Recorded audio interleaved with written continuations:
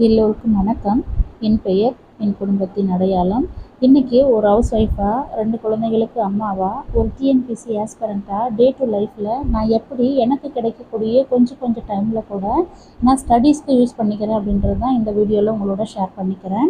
இப்போ பார்த்தீங்கன்னாக்கா நான் வீடு பெருக்கிட்டுருக்கேன். அந்த பெருக்கிக்கிட்டு இருக்கும்போது கூட நான் ஏதாச்சும் ஒரு வீடியோவை ப்ளே பண்ணுவேன். அதே மாதிரி சமைக்கும் பொழுதும் நான் ஏதாச்சும் ஒரு வீடியோவை ப்ளே பண்ணிவிடுவேன்.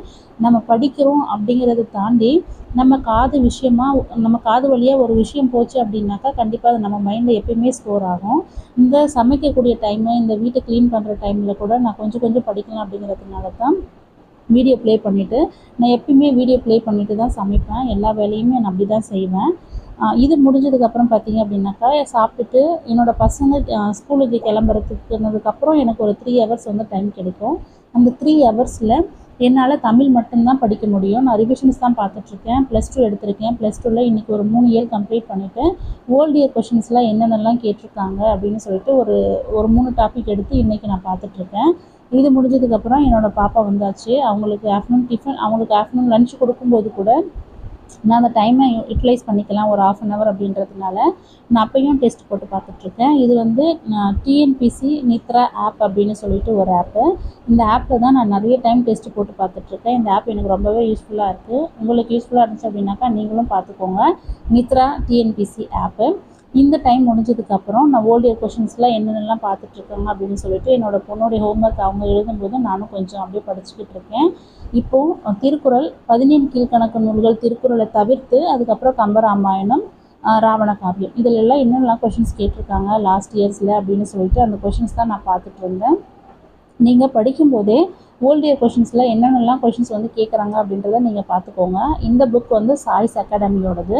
இது ஓல்டு இயர் கொஷின்ஸ் 2012 to 2023 வரைக்கும் இருக்கக்கூடிய எல்லா கொஷின்ஸுமே இதில் இருக்கும். ஸோ அந்த கொஷின்ஸையும் நான் கொஞ்சம் பார்த்துட்டு இருந்தேன். மேக்ஸ்ன்னு எடுத்துக்கிட்டிங்கனாக்கா ஒரு நாளைக்கு ஒரு டாபிக் அப்படின்னு சொல்லிட்டு நான் ஃபிக்ஸ் பண்ணியிருக்கேன். ஏன்னா நிறைய நான் மேக்ஸ் ப்ராக்டிஸ் பண்ணியிருக்கேன். லாஸ்ட் எக்ஸாமில் கொஞ்சம் எனக்கு மேக்ஸ் நிறையவே அடிபட்டுருச்சு. அதனால் இந்த டைம் ரொம்பவே கான்ஃபிடென்ட்டாக இருக்கணும் அப்படிங்கிறதுனால நான் நிறைய டைம் ரிவிஷன்ஸ் கொடுத்துட்ருக்கேன். இன்றைக்கி 2.5 ஹவர்ஸ் வந்து நான் மேக்ஸ் பர்சன்டேஜ் மட்டுமே முடிக்கலாம் அப்படின்ட்டுருக்கேன். ஈவினிங் டைமில் என்னோடய பசங்களும் படிக்கிறாங்க, நானும் படிக்கிறேன். நம்ம படிக்கிறோம், பசங்க படிக்கிறாங்க அப்படின்றத தாண்டி அவங்க கூட சேர்ந்து படிக்கும்போது அதுவும் கொஞ்சம் டிஃப்ரெண்ட்டான ஒரு நல்ல ஃபீலிங்காக தான் இருக்குது. பசங்க படிக்கிறாங்க, வளர்கிறாங்க, சரி நம்ம இன்னும் வளராமல் அப்படியே இருக்கோம் அப்படின்னு நினைக்கும்போது கொஞ்சம் கில்ட்டியாக தான் ஃபீல் ஆகுது. சரி ஓகே, என்ன பண்ணுறது, நம்ம படித்து தான் ஆகணும், வேலைக்கு தான் போய் ஆகணும் அப்படிங்கிறபோது பல அசிங்கம் நமக்கு வரதான் செய்யும். சரி படிப்போம் அப்படின்னு சொல்லிட்டு படிச்சுட்ருக்கேன். என்னோடய பாப்பாவும் ஹோம்ஒர்க் பண்ணிகிட்ருக்காங்க, என்னோடய பையனும் ஹோம்ஒர்க் பண்ணிகிட்ருக்காங்க. நானும் கொஞ்சம் அந்த மேக்ஸ் எல்லாம் கொஞ்சம் இன்கம்ப்ளீட்டாக இருந்துச்சு. ஒரு 60 சம்ஸ் நான் செலக்டடாக வச்சுருந்தேன். அதில் ஒரு 50 முடிஞ்சது. 10 சம்ஸ் மட்டும் இப்போ நான் போட்டு பார்த்துட்ருக்கேன். இது முடிஞ்சது அப்படின்னாக்கா மேக்ஸையும் கம்ப்ளீட் பண்ணிட்டேன், தமிழையும் கம்ப்ளீட் பண்ணிட்டேன் இன்றைக்கி ஸ்டடி பிளானில். அதுக்கப்புறம் ஜிஎஸ் தான். ஜிஎஸ்சில் ஒரு முக்கியமாக 3 டாபிக் எடுத்திருக்கேன்.